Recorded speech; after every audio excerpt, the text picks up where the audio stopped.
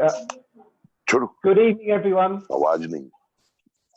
Thank you for joining us on the first episode of Unsuited by a collaboration between the Grey Matter and IDEX Legal. We've been pretty aggressive and innovative with our marketing. So I'm sure you know who our very first guest is. He's on your screen right now. We all know the large deals he's done and closed and the clients he's charmed. But let's find out how the sides that we really get to witness. Let's welcome our very first guest, Rajiv Luthra, founding and managing partner, L&L Partners, but not in suits today. Welcome, Rajiv. Welcome, and thank you for being the first guest on Unsuited by the Grey Matter and IDEX Legal. How are you doing? Good, my friend. Thank you very much. Bakra bana rahe ho, abhi banao. Let's see how it goes.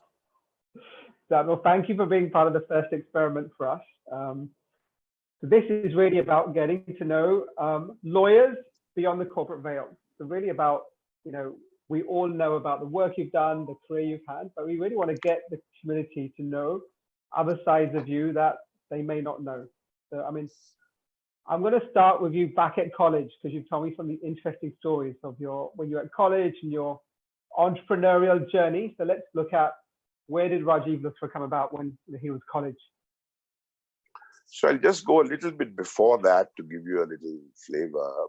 My father was in the Air Force and he got transferred to many different cities, and I studied in many schools. So it did help me many ways in picking up, easier to make friends. It was much easier to deal with different sorts of people from South India to Pune, to Chandigarh, to Kanpur, to Jaipur, Delhi, of course. And so we kept getting transferred and moved around. And then finally, Dad settled down in Delhi. He took premature retirement. And I did my final schooling from the Air Force Central School in Delhi. Finished school, I dare say, not great marks. Nowadays, I wouldn't even get admission in college if I showed my school marks. But went on very quickly to get articled in a chartered accountant's office. That was my father qualified as a chartered accountant before he joined the Air Force. So he set up his CA practice with a friend, and I started doing my articles with him. And at a very young age, at the age of roughly about 16 plus, I'm one of the younger registered chartered accountants in the history of the Institute of Chartered Accountants, I believe. And found the whole process of chartered accountancy, especially audit, and my apologies to all the chartered accountants, complete brain dead activity. I just couldn't handle it.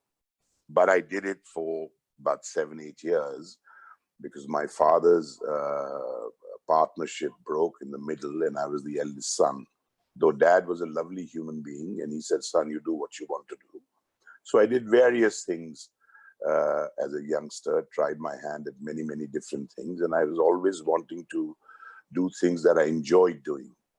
For example, I set up, along with 3 other friends from school, an adventure travel company, pure adventure travel, called Ibex Expeditions. And that company we set up, and today I'm happy to tell you that it's in the top 100 adventure travel companies of the world, as per National Geographic. Thereon, I started working with a friend of mine who just returned from Japan, an Indian, who set up the Wimpy hamburger chain in India. He made me the first finance director of that company at the age of 22, I think I was. And we opened this restaurant where, of course, beef was a no-no in India. And I helped them figure out what a veg burger is from Bengali market and Shah Jahan Road, the Aloo Ki Tikki Wala. And we made the first veg burger, so to speak, of the world, and it's been very successful since. And some of you may have tasted it. Well, on that point, so I'll just cut you up there. So I used to come to India every year to visit my cousins, and we used to go to that Wimpy in Connaught Place, you know, because that was like the only place to go out. And I used to complain, going, why is it only veg? Like in London, we get meat. Why can we only get veg burgers? No, we got meat. You got meat, but mutton, But not beef. yeah. You got mutton, and you But got fish, and you got yeah. chicken, but Yeah. but there was no beef. Anyway, found auditing very, very boring. Shifted to tax. My elder sister, Rashmi Uday Singh, was in the revenue service and practiced tax. Enjoyed that a lot. It was good fun till about the mid 80s, or a little bit later, 85, 86. The tax department started to get a little more corrupt than what I was used to. And it all became a lot about who you know rather than what you know. And also, I had rights of audience only up to the Income Tax Appellate Tribunal. I couldn't argue the matter beyond that, but I had no rights of audience in the High Court or Supreme Court. So I decided to do my law. I did my law at the age of 31 and set up my law firm in 1989-90 and started to grow the firm, and then realized that my knowledge of law was almost bereft because I just mugged up from the books and passed the exam. And I'd never trained, I'd never interned, I'd never worked with a lawyer. So I decided to go to Harvard Law School in summer. I went for 7 summers to Harvard Law School and learned things like project finance, things like M&A, things like negotiation, things like even trial law, etc., more generic stuff relevant to the Indian system, and came back and would teach my guys and slowly built the firm to today where we are. I mean, I really started it virtually on a motorcycle and a wish. I had a small office in Ashoka Estate building, 1,500 square feet. We built that today we have roughly, I would say, about 60,000 in the same building, 4 offices, about under 300 lawyers and about 80 partners. And that's where we are. And was it mainly that thing about you wanted to appear in the court to argue a judgment? Was that the kind of driving force for choosing to get into law?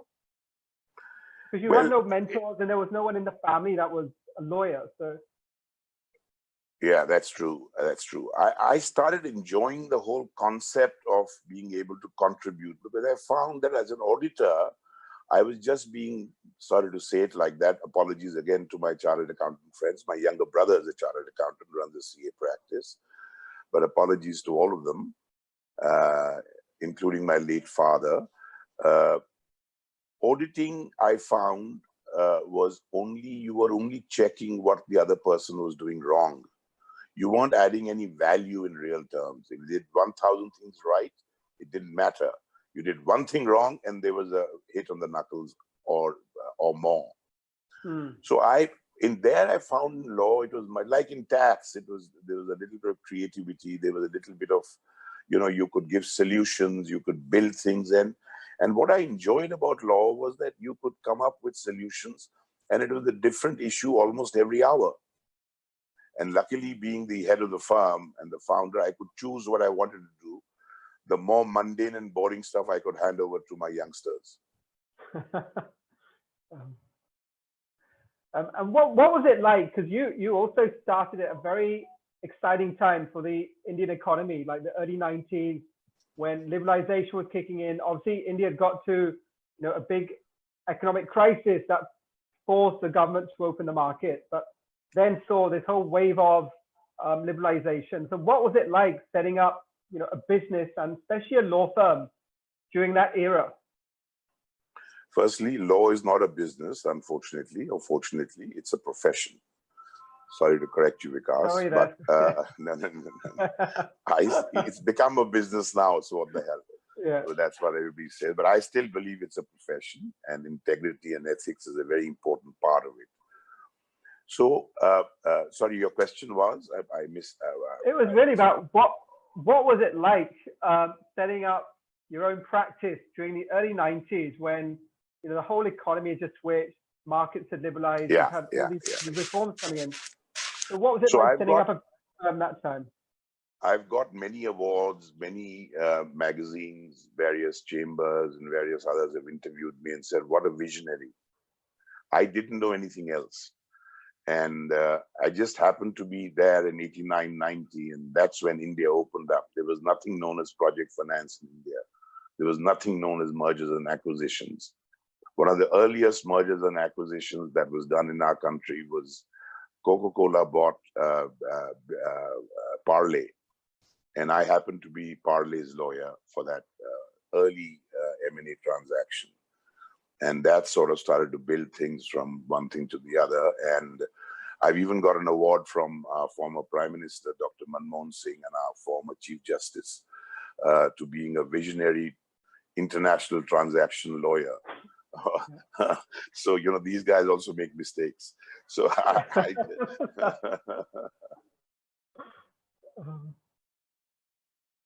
And then one of the other things I wanted to move on to, because you, as well as being a lawyer, and in that time developing your business from, as you said, being a lawyer on a motorbike to what is today a 400 lawyer plus firm, 80 partners. You're also still involved and interested in many other business pursuits. Like you're part of the Ani Foundation with Amir Khan, Kiran Rao. You were one of the co-founders of the Pro Kabaddi League. You're also on the Kovri Calling Project. How do you end up, as well as being a managing partner, also involved with such diverse projects?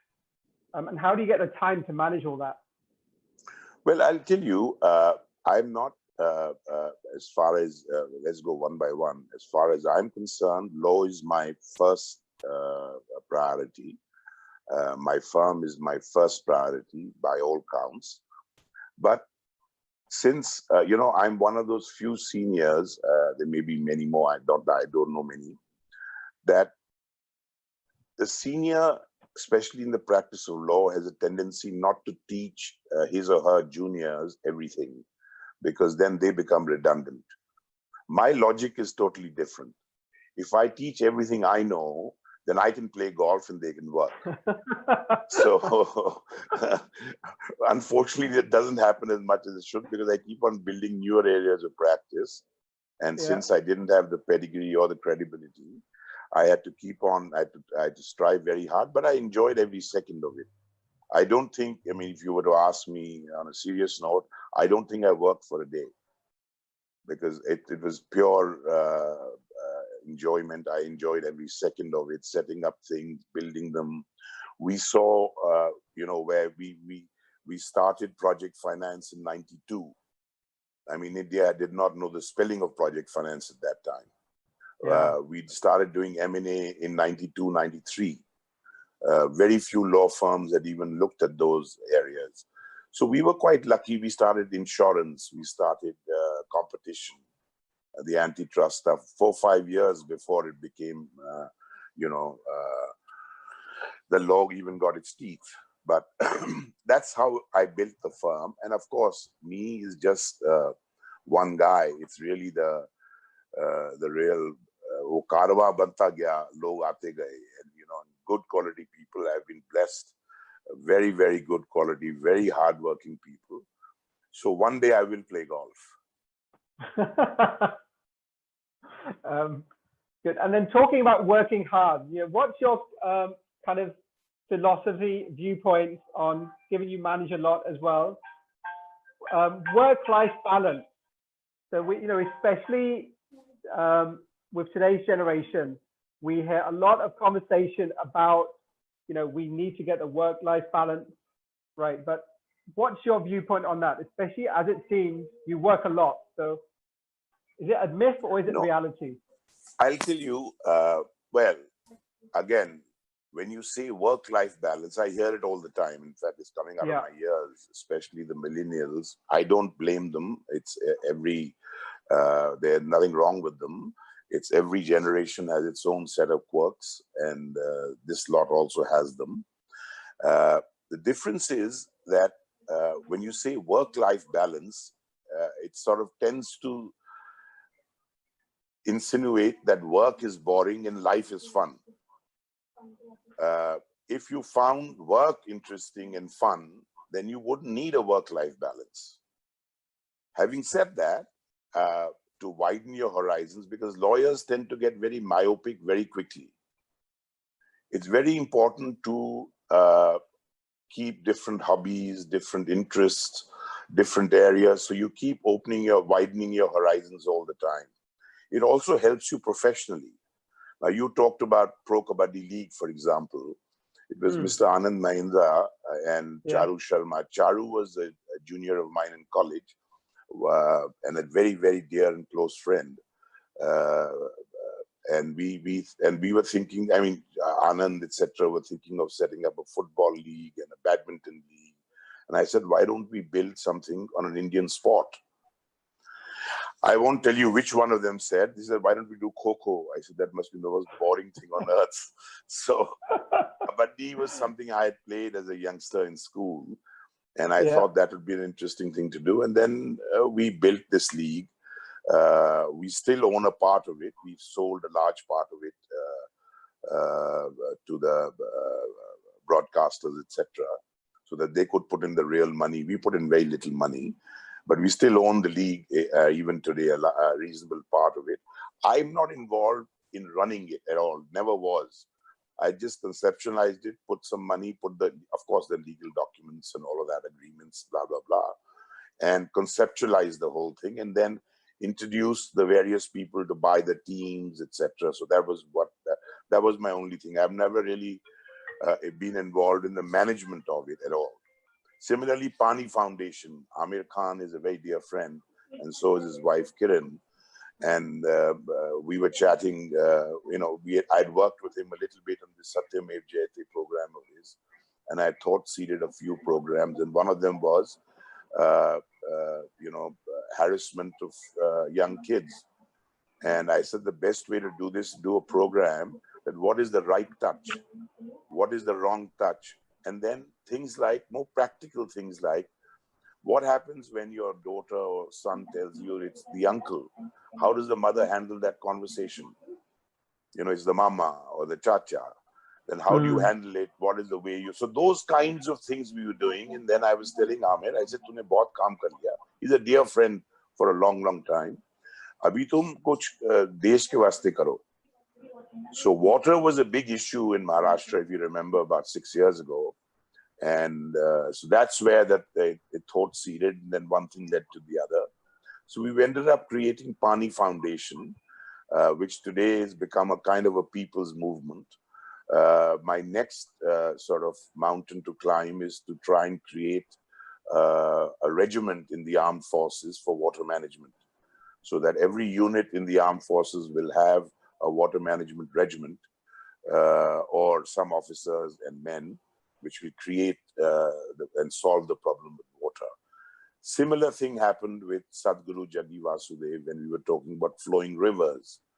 And that's also our firm and me, we got together, we strategized that how we can make the policy for Government of India. We also worked with the Prime Minister and a few other ministers in his cabinet, especially the Environment Minister.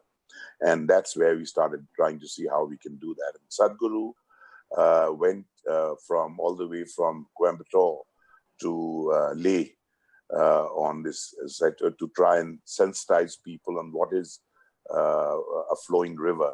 In fact, my two daughters, Sana and Arshia, at that time, I think they were 6 and 7 years of age, and my wife, who's a car rallyist enthusiast, actually went for a part of the way with Sadhguru. I just got the credit. And even in conversation with you, many on a separate point now, moving on from that many people know that Rajiv is quite a jovial character, very light, very witty, almost very different to the stereotype we have of what a lawyer is, which is should be stern and professional and not someone who's joking around and that. It's a very serious profession. How do you manage to keep that lightness about you, in a profession that doesn't seem to take it so seriously? You know, I'll tell you, I think life is too short to be just, you know, sucking at a lemon all the time. I think it's important to keep things as light. Well, if I have to be serious, I am. And believe me, you should chat with some of the people in my office. They can tell you that we don't recognize you, sir, type of thing. But if I have to, you know, and especially when I'm negotiating, etc., I'm reasonably serious. But I also put in a little lighter banter to keep things alive.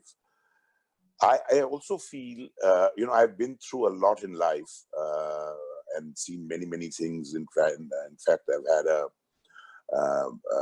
very serious accident just around the time I set up my farm. I got split in an elevator like a chicken in two. And twice the ice came. I was declared twice, but I would get warm again and then get back. And I've seen all that. So that also taught me that, you know, what is the big power we guys have? I didn't have the power to press the remote button to change the channel on television. So it got to that level. And then, you know, I mean, it's the longest story, but a wonderful, you know, I'd hate anybody to get accident like that, but that was such a serious accident. And I was, just to give you a quick snapshot, I was about nearly 94 days in hospital, and about 23 of them were daily operations, about minimum 7 hours each. In fact, the wonderful surgeon in Calcutta, Dr. Darai Sanklasaria, who saved my life, he gave up all his patients for nearly 2 months. And I was his sole patient. And I'm happy to tell you that this wonderful man and the genes he has created, his daughter right now is in Los Angeles running a COVID hospital there. She's the director of the ICU. She's 7 months pregnant and she's in hospital every day. Wow. That is the man and that is the family. And then I came out of it. Of course, humor kept me going because my mother is, again, most of it comes from her. For example, I was holding my left leg on my shoulder. It was broken in two. And I had 105 temperature. I was lying in bed, could hardly talk, and they had to take out all my blood. I got gas gangrene, which is very few people survive from that. So they had to transfuse my entire blood in my body 3 times. They took it all out, put fresh blood in, took it all out, put fresh blood in. My mother walks into the room after my transfusion is complete and says, "Beta, ab tu mera khoon nahi raha." You know, so that, oh, and my younger brother, who's a golfer, I had gone to Calcutta to play golf for 2 days. I had taken my golf set with me. Of course, the family back home in Delhi heard that I'd almost gone. So, you know, whatever flight they could catch, whatever slippers they were in, they got onto planes and came to Calcutta. And it was this was December. This was 8th of December, 1990, when I had my accident. And this was the golfing season in Calcutta. The East India Cup and the All India Amateur was being played at that time. And my brother is a gold medalist in the Asian Games and a really good golfer, but he hadn't got his golf set. So he arrived, my golf set was there. So he saw I was getting better or whatever, and whatever is going to happen. So he went off to play golf and he won a few golf tournaments. And he eats a lot. So he walks up to my doctor one day, and the doctor's walking around, and I was, you know, lots of anesthesia, this, that. And he tells the doc, he says, "When will Rajiv start jogging?" So doc said, "Look, the next 5 years he'll be a vegetable. Then 3-4 years he'll be about to walk. And then maybe 10 years later he'll jog." He says, "Oh, that is fantastic. He's never jogged before."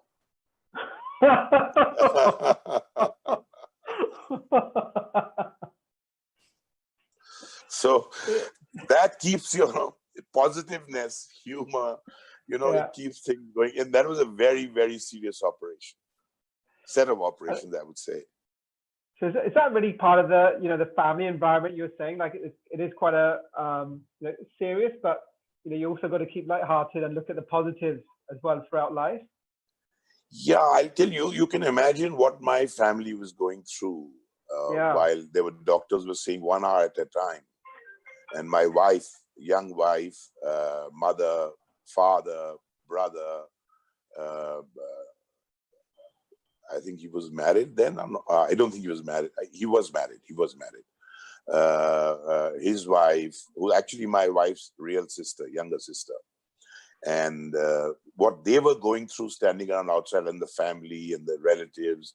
A lot of my friends came from overseas because they all thought it's now bye-bye time. Yeah, yeah. And so that positive vibes, I think, kept the whole story going, in my view. And have you managed to jog after that? You know, I have a very simple philosophy in life that exercise killed no one, but why take a chance? All right, so I'll take that as a no, risk adverse. No, it's not a no.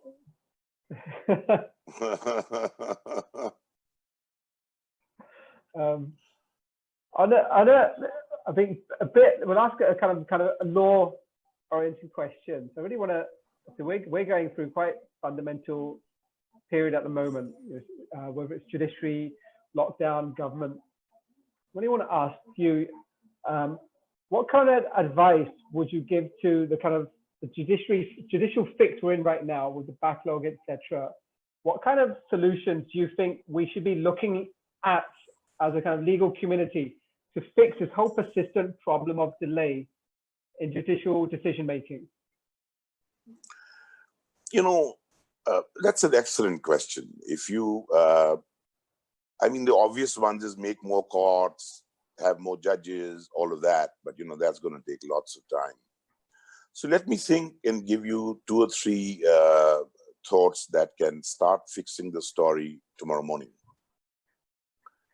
1, why do we have so much of pendency? Let's go to the first principles. We have so much of pendency because roughly 67 or 68% of all pending matters in all the courts in India, government is on one side or the other, government or their instrumentalities. Now, why are they there? They are there because of the 3 C's, the CBI, the CVC, and the CAG. Which officer, which bureaucrat will say, don't appeal and sign off on it, because 6 years later or 10 years later, and we've seen that happen to the telecom secretary and the coal secretary, etc. recently, the CAG will say you lost so much of money. So one is, why can't government of India, anyway they lose most of the cases in the end, why can't they make a simple rule that, for example, which by the way, the tax department has started doing now, that if there's a matter is worth, say, 20 lakhs, and we lose it in the first level, no more appeal. So the officer doesn't have to fall back on anything, and it's not appealed, and the matter is over. If it's over 2 crores in the High Court, no more appeal. Then one more important aspect is these should not become precedents. They shouldn't become matters of law. The government should just scour the courts, look at those parameters, let there be a simple executive instruction, and they withdraw those cases. You will see a very large percentage of the court backlog going away. That's one. Second, we are stuck with a big problem of adjournments. We have adjournments all the time. Why can't everything is today, you know, you're bored. I mean, sorry, if you non-lawyers hearing this, judges, when they set up their case roster for the day, it's all digital. All they have to do is add one more thing, that I had 50 cases today. I heard 40 of them, and they're part heard or whatever. 10 were adjourned. One more. Why? Why were they adjourned? And that copy should go to that court's chief and to the Chief Justice of India. So you'll know the efficiency of the judge and where the whole story is happening. Third, we today, if some of you may have been to a court, you'll see one digital clock outside every courthouse, which says the case the number of the case that is being heard. We should have two more. One which says how many cases pending in this court and how many were disposed of yesterday. All of that you make a cumulative on top of the court. For example, if it's Delhi High Court, all the courts in Delhi High Court will then total it up, and on top of Delhi High Court's citadel, you'll have total cases pending in Delhi High Court and total disposed of yesterday. Similarly, you do that in all the courts in India. There will be transparency, number one. Two, there'll be competition. And that will start opening things up. Now, these are three very simple things. I can tell you, if you analyze it, there are a number of current courts in India. Current courts means the number of cases that have been disposed of, lesser cases were filed in that year. So if your pendency goes away, we'll get justice quicker than the wonderful Trump land. Mm. And this, so those are the, I can think of many more, but I think if we did these three, and that can be done Monday morning. And what's holding us back from kind of implementing some of those solutions? A lot of it has got to do with little knowledge. Two, it's also an old boys network system.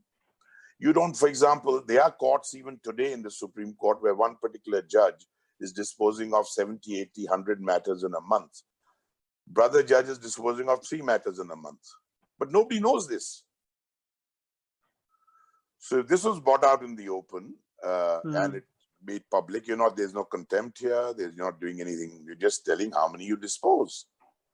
Yes, there will be courts will have complicated matters. Yes, there will be courts which will have, where there's lots of witnesses required, etc., etc. So let's leave that aside. Let's go apple for apple. And some of this, of course, artificial intelligence, big data analysis, all of those things can be brought in without legislation. And that can improve the whole system drastically. Okay. Would that lead to any hastier judgment, sir, if we're moving so quickly? Yes, that could be, again, it's a system of points. If they start giving, if you do more than 100 disposals a month, you get a bonus or something, you'll have a problem. Here also, if you want to show off and you dispose of more matters, you might have a bit of an issue, but there can always be a kind of a check and balance to see how things are going with big data analysis, etc. So there could be some system built. I mean, I don't have the exact ABC of it, but it can be built. But it'll be better than what we are doing right now. Okay. And moving on from the judiciary kind of advice you could give right now. Obviously, we've been in lockdown coming up to more than 2 months, and in Maharashtra, it's probably going to get extended, and some other places extended. And we're now moving beyond kind of the COVID issues to more humanitarian economic problems. What kind of advice would you give the government at the moment with regards to easing out of lockdown and dealing with some of the kind of economic crisis we're now moving into? I'd look at this a little more holistically. COVID, we don't know the end of it. COVID, we don't know enough. We're all shooting in the dark. And that I mean the entire world. We are trying our best. We are trying to do what works best, but that's fine. But the biggest fundamental issue, if you look at what COVID has done, and it's a great opportunity for government of India to really now seize the opportunity and fix the problem. Now, what is the fundamental problem in India right now? We need good infrastructure. If we had good infrastructure, for example, we won't have this so-called, I don't know why they call it migrant, they are our countrymen going back. Why do you need to build all the factories around Mumbai or Pune or Delhi? Why can't they be all over India? Because we don't have proper infrastructure. Now, To make proper infrastructure, you need long-term money. In the old days, we used to have the IFCI banks, we used to have the IDBI banks, we used to have the ICICIs of this world. Today, they don't exist. Today, you have 5-year money for 30-year projects. So, government of India needs to figure out a way. One, of course, is COVID. We need, now, let me go back a little bit. Look at what America has done. Not a great country to follow, at least as far as I'm concerned. But they've given 12% of their GDP as a largesse. They're giving salaries to the people who are jobless, etc., etc. Germany is given 16%. France is given 11%. Singapore is given 9%. Now, India, we have said 10%, but if somebody, I don't trust most of the economists of this world, they have their own views, but somebody said it actually is pretty close to 1%. Now, to do 10%, we need about $280, $290 billion. Does India have it? Maybe we do, maybe we don't. Maybe there'll be a resurgence. However, we have $1 trillion, as per Government of India's information, $1 trillion of Indian money illegally lying outside India. You bring it back to India today, they put you in jail. Why can't Government of India announce that please bring as much of money as you want into India? We will ask you no questions, a bit like the election bonds. We'll ask you no questions. It'll be fully confidential. You bring in the money, 15% you pay TDS. So let's say there's $1 trillion. Let's take that as a round figure. $150 billion you get on day one. 35% you give it to the guy or girl who brings it in. 50% you subscribe to, not because I look like one, but I've nomenclatured it, subscribe to an elephant bond. This is a 25, 30-year bond, which will have a coupon rate of, let's say, 200 basis points over LIBOR. Most Indians will be very happy to bring that money back, have a peaceful night of sleep, and not have to send their nephews and nieces to Dubai, Singapore, London, and have 200 basis over LIBOR. Now, this bond could be, now if you leverage that, you're looking at roughly $2 to $3 trillion of long-term money, and that takes care of all your infrastructure development. $285 billion give to COVID. Give it tomorrow, once the money comes in, I mean, and you're done for. I mean, it solves a whole lot of problems, and it takes care of, there's long-term financing in India, which is a big, see, look at America, it was eagle bonds. Why don't we have elephant bonds? I mean, what is the problem? Look at Europe, look at Japan, all these countries, look at Korea. They built infrastructure with these long-term money available. Now, we need to do that, and sooner the better, is what I would say. Do you think we will? I mean, is the government really kind of inclined to do that? Kind of move? I thought about it. See, there is a, I mean, I'll put it on a lighter note. Our Prime Minister did say 15 lakh rupees har ki account mein dalenge. We haven't got a rupee. I can talk for myself and you, Vikas, because if you had a rupee free in your bank, we'd be talking different. Second, he also said, "Achhe din aayenge." But luckily, he never said when. So today, what will happen is that the main voters, the poorer ones especially, will say, "Ye Amiron ne sab badmashi kiya, abhi inko maaf kar diya." I would, if I was the Prime Minister, I would say that, look, when I said those "Achhe din aayenge" or 15 lakh dunga, I was Prime Minister for the first time. 5 years I have spent trying to, and he has tried, no doubt. I have tried to bring the money back, etc. But there's so many international laws of FATCA, KYC, exchange of information, which is all a fact. It's not a figment of anybody's imagination. मैं नहीं ला पाया. अब मैं इनके पैसों से आपके लिए बिजली घर और आपके लिए सड़क बना रहा हूं. Maybe it would work. Okay. We're gonna, before we move on to some of the lighter round and I get my interrogator in, I want to ask you one question that you're an adventurer at heart. And you mentioned about the adventure company you set up as a kid. What is the next adventure for Rajiv Luthra? I'm very, very convinced that if India has to really get to the next level, we need to set our education system correct. We need to really, we don't have enough schools, we don't have enough, I mean, it's a nightmare to get a nursery kid's admission.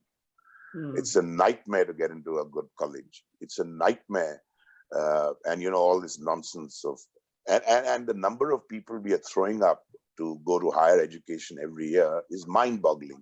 Roughly 18 to 20 million. Now, we are not producing that many colleges. Yeah, we're not producing. So we have to use technology. The whole digital learning, e-learning. So I'm on the board of a couple of colleges, board of governors, and also a curricula. For example, in law, nobody teaches you stress management. Once you become a lawyer, that's your biggest problem. Nobody teaches you international intellectual intelligence. Nobody teaches you that. Now, to use intellectual intelligence with a judge or with the arbitrator or with your wife or with your children or with your spouse, all of these areas you need it, but does anybody teach it? No. Because our entire education system is based on, you know, probably the Industrial Revolution, and we haven't changed very much. Yeah, yeah. So that needs to change, and we need the way we disseminate information. Now, of course, if you see now with the 60, 80 days of shutdown, e-learning has gone crazy. My two girls are going nuts trying to e-learn. Most of them switch their damn videos off and sleep. But so do I. but e-learning, then has the government thought that e-learning, there should be a regulator? We should be able to issue e-learning degrees. Now, will the Bar Council or, you know, the various other bodies that look at this, the University Grants Commission, etc., they should be working on it real time. That's what I want to, you know, once I hang up my boots and get onto a different mountain, that's the mountain I'd love to climb. E-learning and transforming the education system here. Yeah, just transforming the entire education system. I'm lucky I'm on the board of governors of the Brij Mohanlal University, which is a very forward-thinking bunch. And it's, I would invite you, Vikas, when this thing opens up, come and visit the campus. It's actually mind-boggling. Wow. And our chancellor is Mr. Sunil Munjal, a very, very progressive man, and listens to all the new ideas. So I'm helping them with the curricula and all that. For example, I'm creating a system in 3-4 other universities also of patenting. One of the main ways universities like Harvard, etc., are funded is that they take a piece of the action from the patent. Why can't we do that in India?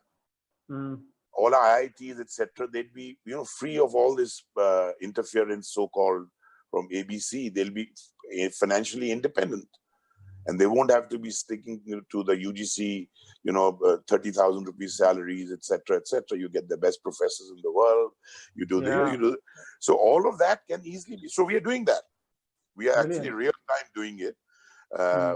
We've got a dedicated bunch in our office that regularly goes, looks at all the so-called patents that kids are looking at these universities, tell them what is patentable and what is not, and then help them actually register the patent, and then make an agreement with the university, and then connect them. I'm also one of the co-founders of the Indian Angel Network, for example. Then also connect them to the IAN. They then commercialize it, and the university gets money either through royalty or outright sale. So things like that, that's the new mountain. Brilliant. I'm looking forward to that. I'm going to bring in Tanisha now for the next round, which is the kind of more, the novel bit that we're bringing into Unsuited. Tanisha, you want to take over? Hi there. Hello. Hello. Hi, Good evening, hi. how's it Good going? evening. Good evening, Tanisha. Thank you for sharing as much as you did with Vikas, with a lot of honesty and candidness. We've really enjoyed listening to you. So thank you for that. You'll get my bill. I was hoping you'd send us like a coffee hamper or something as a thank you, you know. That's what I was Excuse hoping. me, I'm an opportunist, so what can I say? madam, I sell time. Billable hours, I'm aware. I've worked at a law firm at some point. Then you'll know, and I know which one. Let's not talk about that. We're going to focus on you today. So No, I don't want to die. moving straight on. Thanks, Vikas, for your time. So our next segment is interestingly called the demonstration round. We're going to request you, Mr. Luthra, to in this round either demonstrate a skill or, we understand that lawyers come with limited skill outside of lawyering. So Really. So if demonstrable skills are a problem, then if there is anything that you'd like to show us, maybe, your favorite painting. So first, let me show you a painting. Oh, wow. I don't know if you guys can see it. Yes, we can. Okay, now. A little bit higher, please. Okay. Can you see my signature? Yes. And the painting. And this was jointly painted with a gentleman called Paresh Maiti. Oh, wow. So before you guys get impressed, look carefully. So I walked into his studio. I said, Dada, he's a dear friend. I said, Dada, ye kya banaya hai? He says, ye ek ladki apna future husband ko dekhti hai, sochti hai. मैं कहा, Dada, tum to gada hai. Tumko koi ye kya, this is a boring thing, young girl thinking of a future husband. मैं कहा, lal brush do. So if you look at the bindi carefully, it's very badly made. If you look at the sindoor on top, it's horrible. Those are the two bits I added. And sir, ab ye married woman ek aur aadmi ke bare mein sochta hai. Trust a lawyer to make things interesting, right? And he said, Dada, aap to senior hai, ye wo karke kya bada zabardast bana diya. So I've done two more with him jointly. And the second thing that I'll tell you, I'm one of the few, especially probably one of the only lawyers in India who's had an open brain surgery. I had an accident, and then in 2010, no, before 2008, 2009, I developed kind of a brain tumor. And it took about 5 years for it to, it's the longest story. So finally I had it operated in 2013 in Singapore. Quick bit, I'll tell you about that. Please. So one of the things, being a lawyer, I read up a lot about it. Of course, it was very scary. I had 2 little girls and a young wife, etc., etc. And it was a scary thing, and it's an open brain surgery. It's not an easy one. But I read up all about it, and it told me 2 things. One is connect with your surgeon and connect with your anesthetic. So my surgeon was Dr. Ho Ki Hang in Singapore Parkway Hospital, Mount Elizabeth, actually. And he was a painter himself. So we connected like house on fire. So, I showed him some of my sketches and he showed me some of his and blah, blah, blah. My anesthetic was a Chinese doctor, but trained in Scotland, which means 0 sense of humor. I tried everything under the sun to get to her, and she was a big, solid, she was the nug, everything was, she would just, just brush me off. About 5 days before my surgery, she discovered that I was a lawyer. She was the anesthetic to Nirbhaya. If you remember that poor girl who had that terrible problem. Absolutely. And she passed away at Parkway, at Mountie. And she was an anesthetic. So she started questioning me about, so what's going to happen now and this, that, and the other. So I was trying to explain to her. I said, Doc, it's a concept under criminal law. It's mens rea now. What was the intention? The prosecution will prove that they were murderers or rapists. The defense will say there was no intention and it just happened accidentally. Sure. So I was trying to explain to her mens rea. She couldn't understand. So then I told her, I said, Doc, when you put that butterfly in me and that anesthesia, I have about 45 seconds before I pass away. I pass out. So she said, yes. I said, during that 45 seconds, if I pinch your bottom, you have no recourse. No, you cannot pinch my bottom. I said, Doc, I'm not pinching your bottom. I'm just telling you that you have no recourse. So, trust you to make the law very interesting so as well, right? when she was putting the butterfly, she said, okay, Mr. Luthra, you have now convinced me. Please, you can pinch my bottom. I said, no. I'm not pinching your bottom. My wife's waiting outside praying that I get better.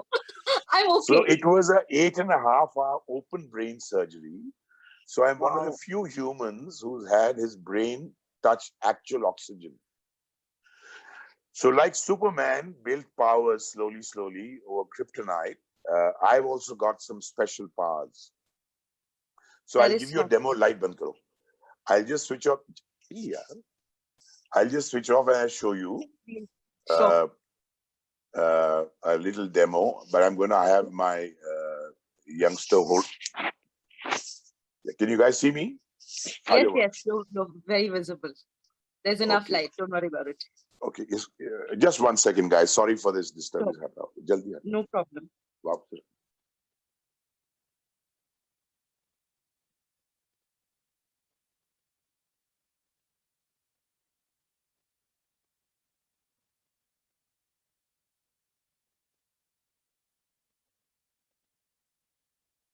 Yes, can see a part of your table now.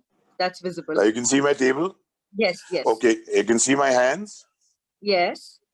I've only got my mother's blessings here and my sister's Rakhi. Okay. So I'll take off my watch. All right.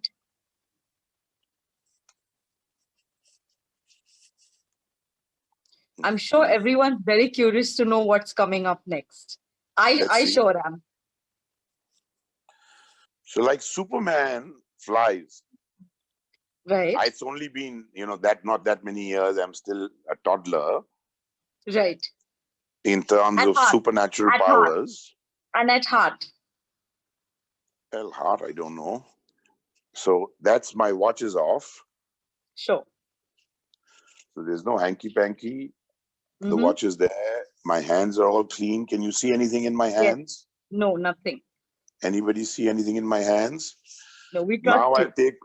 Now I'll take off my specs. These are the normal specs I was wearing. Okay. I'll take them off. I'll put them here, as you can see them. These specs I will now bond with.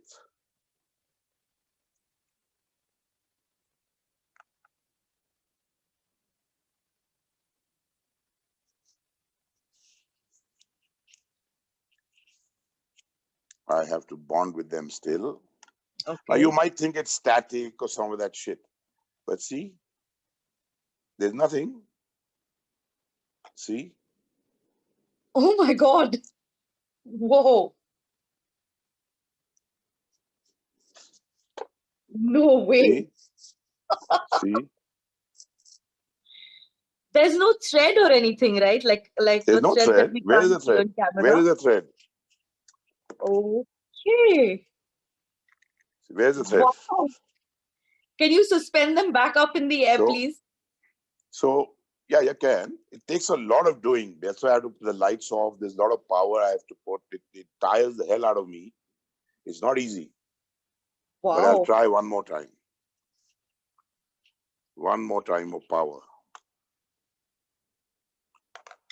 Takes the juice out of you. See, there's nothing. Yeah, clearly.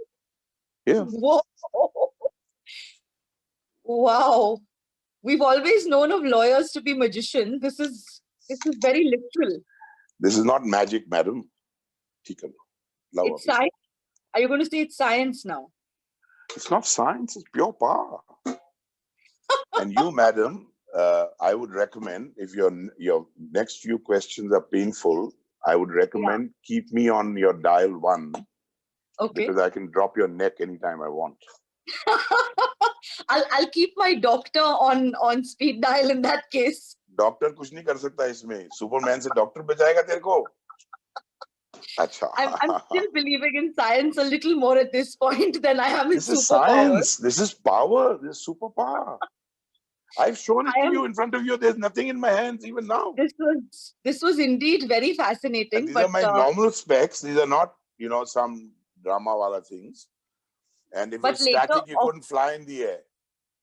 But later offline, you must tell me what you did, okay? You don't need to reveal it to everybody. I've told you all.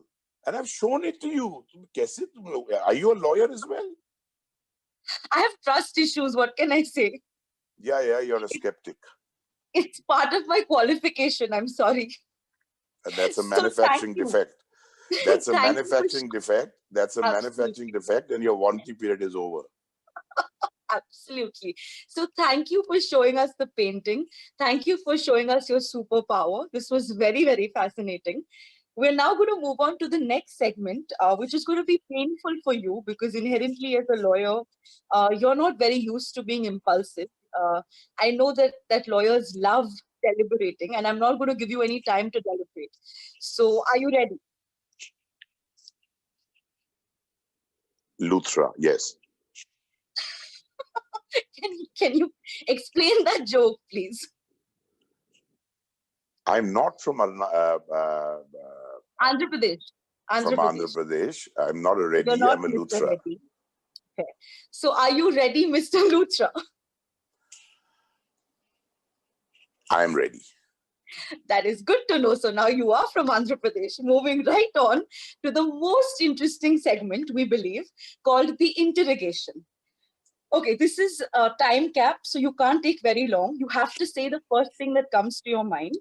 And we need you to be fast-paced and impulsive. Is that okay? Okay. Super. Let's start. Who is Rajiv Luthra in just 3 words? Committed, humble, witty. Well done. Next question. Or no, wait. I want one more. Father, brother, and son. Oh, that is lovely. Okay, thank you. Moving on, you're going to be marooned on an island with 3 people and 3 things. Who are the 3 people you're going to take and what are the 3 things you're going to take? Please tell us. I would take my 2 daughters, Sana and Arshia, and my wife. Okay. And I need a 4th, instead of the 3 things, I'd want a 4th person, a masseuse. Fair, given. And that's on a straightforward thing. But ideally, now that I'm thinking, I'd like to have Donald Trump, Putin, and Houdini. Houdini with 1 set of powers extra, which is a 3-star Michelin chef. And a masseuse, because Houdini would get rid of Trump and Putin, make the world a better place, cook for me, and the masseuse would be there and I'd be fine. Wow, you've really got this figured out. Well done. Moving on to the next question. On the personal front, what is your argument style? Are you assertive, aggressive, or passive? Where, in court or at home? At home, I'm totally passive. On the personal front, you're passive. Personal front, totally passive. Gayatri mantra. Because your wife's name is Gayatri. We get the pun there. Well done. Right. Okay. And who wins those arguments? She. Hey, what do you mean? It's she always, never me. Just wanted to clarify. I was pretty sure it's her. Okay. Moving on to the next question then. Are you governed by logic or by your heart when you're making decisions?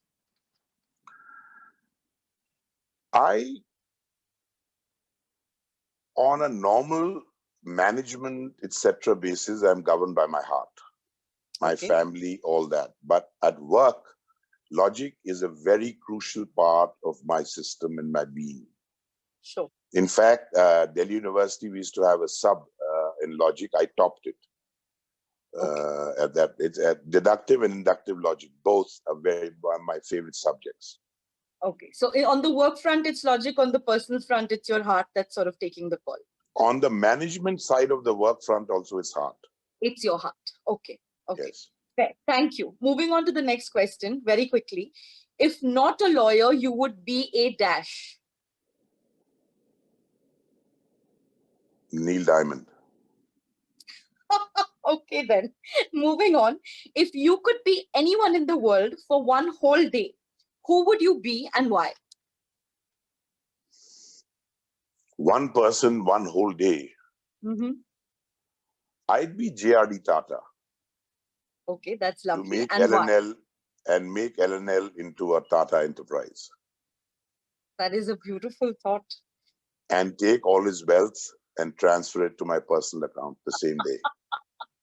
That is an even more beautiful thought. Okay, I was hoping you were going to bring in the entire CSR angle, but you know, we've moved far away from that. So moving on to the next question.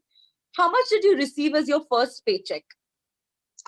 As an article clerk, it was 120 rupees. 120 rupees. And what did you do with that money? Went with a lady, a girl from Miranda House for a movie to Archana Cinema, and then went and had some Chinese at the Taipan restaurant in the Oberoi. Oh, lovely. And got pretty much rid of my 120 rupees because my motorcycle fuel was also counted for. So you blew that up very quickly then. Yes. Okay, well done. The next question then. What has been your proudest moment on the personal front, Mr. Luthra? The arrival of my two daughters, Sana and Arshia. We can imagine. Okay. Next one. Show us a funny meme or message that you've received on your phone today. Today? Yes. Oh, well, yesterday is okay too. Like in the last 24 hours, basically.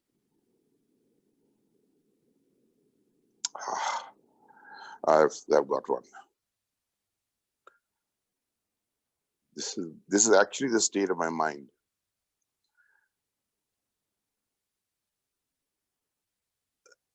Where did it go? And a lot of people on this webinar will identify with this one for sure. Okay, let's see. I'm just trying to find it. Sure.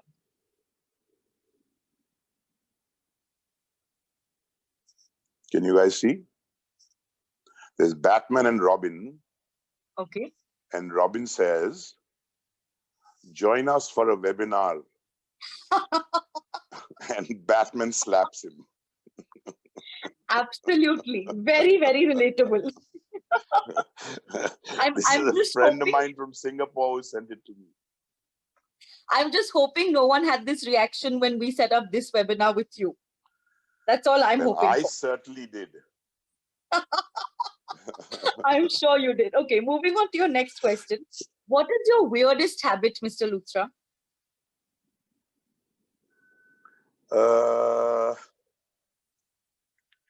Weirdest habit. One second, let me get the lights on again. Sure. You guys can see me, I think. We can, but it'll be good to have the lights on. Please feel free. Yeah, I'll just do that. I think my weirdest habit would be that lights on. I love to win both sides of the argument. Okay. Can you explain that a little bit? So if I'm winning one side, then I lose interest. Okay. Then I jump on the other side and win that too. Okay. So you're basically saying your weirdest habit is winning. Is that what you're saying? Okay, well done. Weirdest habit, both sides of an argument is not easy, but I create, and that what helps me also professionally, because then I think of how the opposition is thinking. Correct. Or you're the able opposing to lend lawyers perspective. thinking. Correct. Yeah, so that's people think it's a very weird habit, especially at home, because they say you're crazy coot, you're going nuts, blue in the face, arguing about this, and suddenly you've changed that completely. Switched it to the other side. Okay, well done. The next question, whom do you call maximum number of times in a day on a regular work day? Not right now. You know, the lockdown is an exception. On a regular work day, wherever I am in the world, it's a young lady called Jennifer, my executive assistant, who's been with me now nearly 30 years. She gets about 17, 18 calls, maybe 15 calls a day. Okay. Because Jennifer, I bark at her and I put the phone down. Then I've forgotten to do the full bark, then I go back again and bark the rest. To bark some more. Okay, fair. Okay, So Jennifer. I told her one day, she got very angry with me and I said, Jennifer, don't worry. I called her Bete and she called me Mr. Luthra. Imagine after 30 years. I said, Bete, don't worry. Next 26 January, keep yourself free. She said, why? I said, because you're going to be given an elephant ride as the bravest person on earth on Republic Day. Having suffered me so many years. Fair. Okay. Well done, Jennifer. Shout out to you if you're watching. Moving on to the next question, Mr. Luthra. Can you cook? And if you can, what do you make well? You know, I'm not a detailed, heavy-hitting, pasanda type cooker, but I cook. And my elder daughter will always say, I want to eat what Papa is eating, because she claims she's a 2-star. She also cooks. That she's a 2-star Michelin and I'm a 3-star Michelin chef. Okay. So I like to do very simple things. For example, try this. Okay. Take some sliced tomatoes. All right. Saute them lightly in olive oil. Okay. Put a bit of garlic and ginger on top of it and let that ginger and garlic get a bit brown. Mm-hmm. Just take that and put it on toast. Fantastic. And that's it. Try it. Second, dessert. Very simple. Vanilla, normal vanilla ice cream with bit of Bonvita. With Bonvita? Just try it. It is a 3-star. Both these are 3-star Michelin. Very simple. Okay, there's no big deal on them. We'll definitely try both. Thank you for sharing them. Who thought that a lawyer would be giving us recipes today, right? So thank you. Moving on to your next question. And this is my personal favorite. You're allowed a couple of seconds to think this through. You're stuck in an elevator with 3 other lawyers whose faces you can't see. What do you say to them? How do I know they're lawyers? I'm telling you they're lawyers, Mr. Luthra. Have some faith. I can't see them. So, they are all sucking at lemons. Now, what are you going to say to them? I just introduce myself and say, I'm a lawyer, the biggest in India. Oh, wow. Okay, then. Nicely done. Moving on to the next question. One subject in law school that you hated. Hated? Oh, UP land laws. UP land laws. Okay. All right. The next question then. One lawyer you've interacted with where he or she has just blown your mind. So my guru, like I told Vikas, that I never had a senior. I've never worked for any lawyer in my life till now. But I had to follow somebody. I had to follow some example. Right. So I discovered a gentleman called Fali Nariman. Okay. And I would go, when I was free, I'd go and just sit in court and hear him argue. You know, those days there was no Google, there was hardly any television. Right. I'd go, if there was a seminar, I would hear that he's speaking, I'd go. And I just followed him, you know, like a puppy. And after nearly 4 years, I'd never met him. After nearly 4 years, I had chanced meeting on a Singapore Airlines flight. He was coming from Australia. I was flying from Singapore to Delhi. Okay. And he happened to be sitting across the aisle to me. But I was so tired that when I got into the plane, I didn't notice him. He and his wife, Babsy. I went to sleep. When I woke up, we were about to land in Delhi. And there I see Mr. Nariman. Then, of course, I went up, I chatted with him, and I told him that sir is my, you know, my guru, this, that, and the other. And he was very gracious. And so I said, no, let me carry your bag. I didn't, let me carry your bags. Main to chela hai, aap guru hai. How can you carry? I didn't realize he had 4 bottles of whiskey. So, and I had 2 of my own. So, I have a bit of a bad back since then, but I carried it and we chatted. And then I got the chance of appearing, briefing him in a matter of one of his friends who had hired our firm. And I promise you, I'd heard he threw files and he got angry and, he did all those kinds of things. And I had one of the 2 youngsters with me. I had a Maruti 800 those days. Okay. And I put those 2 youngsters in the car and went to Fali's house. And the client arrived directly.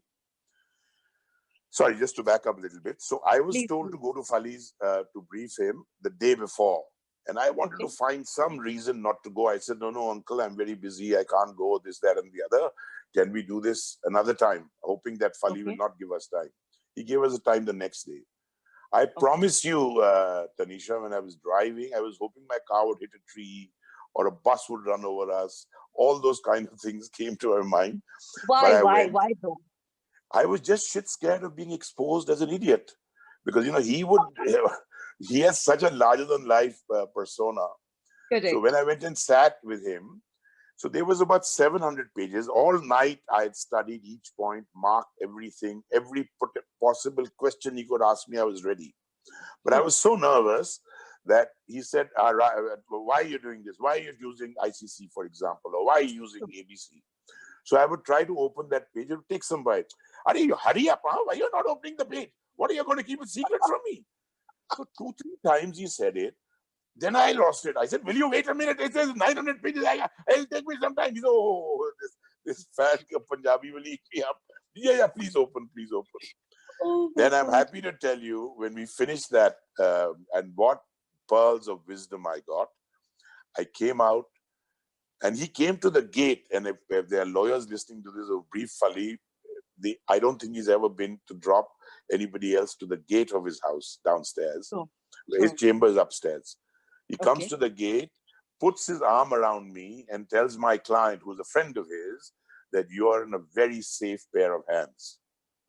I get into my Maruti 800, drive straight to the Delhi Golf Club bar, and we drink a whole bottle of whiskey. To celebrate the validation you received from Mr. Fali Narendra. So मैंने सोचा यार, he'll shout at me. My kids will go back to the office and say, Mr. Luthra is a piece of shit. Well done. So you're saying but he's an a lawyer amazing human being. Amazing human being. So he's a lawyer you met who really blew your mind, is it? Yeah. The sharpness, and the way he'd pick up things and the way he'd give solutions, fantastic. That's great. Thank you for sharing that little snippet. Moving on to your next question.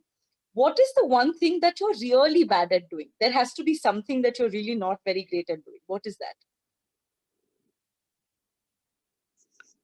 I'm terrible at seriously listening to somebody who keeps repeating themselves. I just can't handle it. I'm very impatient and I can't suffer fools easily. And it shows on my face. Okay, nice. Thank you. The next question then. Can you name 3 books that you really recommend for law students to read? I'm sure we have a lot of students logging in today. Something for them to take away, please. Oh, they must read this book, Why Zebra Does Not Get Ulcers. Okay. It's by Robert Sapolsky. Okay. Why Zebras Don't Get Ulcers. Because, we take our life so seriously.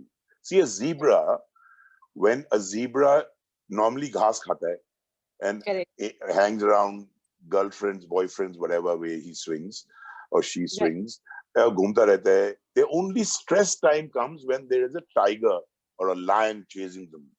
Correct. So his only one thing to do is to run faster. Correct. So he gets no ulcers.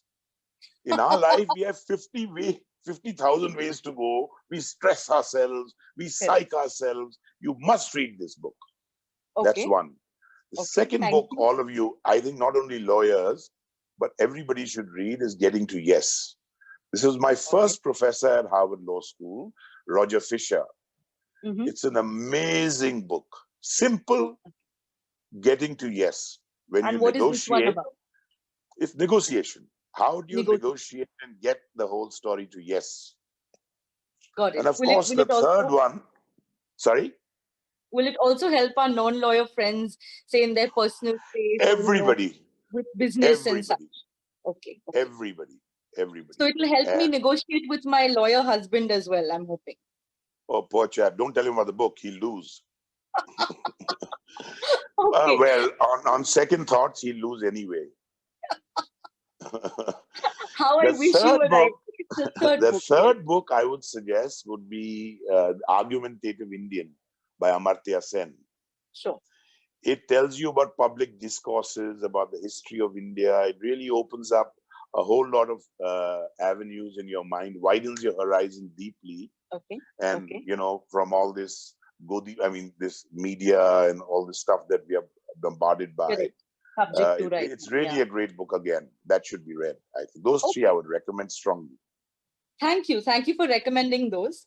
The next question, one deal that you've worked on, the thought of which gives you an adrenaline rush even today. So this is, I think, 99 or 98, or maybe a little bit later, later, 2005, 2006. Okay. There's a company called eBay. Right. Their managing director in India was arrested. All right. And I get a call. The arrest was on a Thursday. On a Thursday evening, I get a call from Meg Whitman, who was the president of the company at that time, saying that, look, my guy has been arrested. Can you sort it out? And I said, look, I'm not a criminal lawyer. In fact, to be fair to all, I hope my client is not listening, but I had never seen a bail application. Okay. Forget drafting one, forget arguing one. And the courts were closing on Friday. All right. So all the seniors, the God bless his soul, the Arun Jaitlys of this world, all of them were going out of town for their chuttis. Sure. Luckily, I had that stature and connect that I requested them to stay. And I said, I need you for 3-4 days. And they all stayed on. It was it was the first case under the new Cyber Act. Wow, so there was not much knowledge around. Correct. And no we appeared in Patiala House for the bail. I promise you, I don't mind saying it to an open audience. I didn't know how to enter Patiala House. And I was the lead counsel. Oh my God. Anyway, read up the law, mugged it all up, went there, briefed Mr. Jaitley, briefed Dada Mathur, Dinesh Mathur, briefed Amarjit Singh Chandok, briefed Fali Nariman, briefed Harish Salve. Okay. And all of us went, and this whole galaxy in Patiala House, and it's unheard of. There was a lady judge who heard us, and I won't give you the details of the case too much, but I'll tell you bits and pieces. The case was really that there was a DVD, pornographic DVD, that was sold on eBay with the title DPS Girls Having Fun. Okay. It was an MMS which somebody had created into a DVD and sold it on eBay. Okay. The girl happened to be a general's daughter, and the boy happened to be a police commissioner's son, both minors. So there was a lot of pressure that kuch to attack karna hai, kisi ko to pakadna hai. So they arrested the eBay head. Sure. So by then I had read up properly, and I had understood that bail is a right, and bail can only be denied, and if you're going to tamper with justice or run away, etc. Sure. So we go and appear, we explain to the judge, and judge said, come after lunch. Now, can you imagine this galaxy? I'm holding them for lunch. So that's where your outside the box thinking comes in. I know all of them love chaat. So one of my youngsters, I told him, bhag ke jao Shah Jahan Road, chaat leke aao, aloo ki tikki aur ye sab leke aao. Okay. So we sat in the foyer of Patiala House and had chaat, waited for the recess and came back, and bail denied. Uh-oh. Now we had a chance where I was told by our seniors that you have to now go to the Metropolitan Magistrates Court, where 30,000, you'll get at least one more chance. Okay. I said, there's no point, because the Metropolitan Magistrate does not understand internet. Of course, the judgment said the documents they've submitted are unsigned and not even confirmed by internet. There's a judgment. Oh, okay. So I said, he won't understand or she won't understand. There's no point. Let's go to High Court. High Court was on vacation. Justice Vikramjit Sen was the judge, vacation judge. Okay. The courtroom was full, packed. It was a huge, the press was all over the place and everybody was there. So Dada Mathur stands up. Nariman Saab was a bit late, so Dada started. And he started getting very technical. So I pulled his gown and I said, Lordship, I'd like to address the court. So Justice Vikramjit Sen, who knew me a little bit, said, oh, very good. I'll give you leave. Please go ahead. I just thought you'd come here to scare me. I said, no, sir, I've not come here to scare you. I said, sir, you have a notice board outside your courtroom. That notice board is owned by the Delhi High Court Bar Association. And the president of the Delhi High Court Bar Association is Amarjit Singh Chandok, who was on my extreme left. Sure. Because he was the junior most out of the rest, and I was the junior most. So he was on my left. I said, your wife comes to have lunch with you regularly, and she passes the notice board. She's a car for sale. Plucks the notice, has lunch with you, and buys the car. The car is stolen. Who will you arrest? The guy who sold the car, your wife, or the guy who owns the notice board? Of course, Amarjit looks up at me and says, oh, mere piche kyun pe hai? Mega sir, who will you arrest? You have arrested the guy who owns the notice board. He doesn't know DPS girls having fun is playing Holi. Correct. I said, secondly, sir, let's invite the investigation officer. Let him tell us if he needs any further questioning. Sure. If this guy can run away, he's an American citizen, and if he can tamper with justice. If answer is no to all three, I must get bail today. Bail, correct. Prior to that, all the seniors said it'll take 15 days minimum. That aise hi hota hai. That is one statement I can't stand. Aise hi hota hai. I said, hum sab vakeel hai, kahan likha hai 15 din?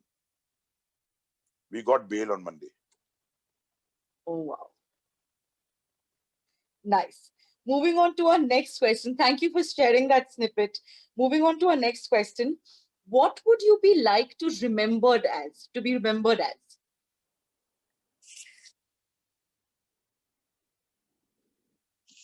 One who was fair, who was just and enjoyable. Okay. Nice. Fair, just and enjoyable, right? Yes. Okay, lovely. And now the last question. Having been our debut guest today on Unsuited, and thank you very, very much for taking up the invitation. Who would you recommend as our next guest and why? Next guest, Zia Modi. Okay. And why? Zia is one of the more focused people. I've known her for nearly 35 years plus. Sure. And one of the more focused people in many, many ways. She's even focused when she's eating eggs, for example. But she's also, one of those people who loses time. I remember once she called me at 2:30 in the morning. And without saying, hi, Rajiv, this, that. Rajiv, tell me, is SIAC rules or is ICC rules? I said, Zia, it's 2:30 in the morning. You were sleeping. I go, what do you think I was doing? Taking my pet bug for a walk at 2:30 in the morning? She says, oh, now you're awake. Now tell me. That is Zia.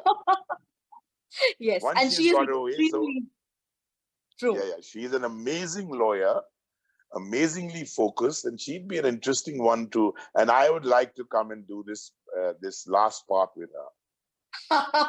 Done. We'll take you up on the offer. And you're right, she is very charming. And we truly hope that after this webinar, you send her a message and say, get unsuited. I will tell her right now. Lovely. Thank you. But jokes aside, thank you very much for your time, Mr. Luthra, for your candidness, for your honesty, for all the regale and laughter that you've thrown our way in the last hour or so. We truly, truly appreciate you making the time. And yes, we hope to, engage with you in a different way, perhaps on another episode of Unsuited. Oh, God. Okay. Thank you. Thank you. I also enjoyed it. It was fun. I'm glad. Thank you. Have a lovely evening, everyone. Have a lovely evening, Mr. Luthra. Bye. See you. Thank you. You too, all of you, please. Thank you. Are there any questions or anything? Or should we just sign off now? Are there any questions that we want to take? Varkha, Neha, Shreya? Yes, So we let's do just, have a few questions here. It's already 6:30, and I think we'll end up going longer and longer. They were more kind of technical law questions. Okay, so we'll avoid the technicalities. We'll just stick to the more fun aspects. Yeah. You can ask one generic question. Happy to answer that, and let's close. We have 4 minutes to go. Can we take a generic question, please? What is the future of third-party funding in arbitration in India? Third-party funding is a definite reality. A lot of our rules are very archaic. For example, soliciting, for example, advertising. Same thing with third-party funding. I am very strong proponent of third-party funding because I believe it helps with access to justice. So if you look at the logic of it, it makes all the sense in the world. We need to have it with some checks and balances. So you don't have ambulance chasers developing. So there needs to be some balances for that. You don't have to have a lady who drops hot coffee on her thighs while driving through a drive-in and gets $5 million. That sort of situation, we need to have some checks and balances. Otherwise, it's a reality. It's going to come. In arbitration, it's almost there. Oh, brilliant. Super. Thank you for asking that. So I think that's all we have time for. And Okay. yes, thanks everyone for watching. Thank you, Mr. Luthra, for joining us today. Enjoy your Thank Sunday you. evening. Bye, Cheers. everybody. All of you have a good Thank time. you. Bye-bye. Thank you. And we will get you to get Zia on board for us, because I think an interrogation between you and Zia would be phenomenal. She will never agree. Tell her I said that. Tell her I said that, then she'll come on board. You're basically going for an open challenge, aren't you? You know exactly how this is going to work. Yes. Thank you. Thank you. Take care. Thanks, Bye. Rajiv. Cheers. Thanks, Bye-bye Vikas. all. Bye. Cheers. God bless.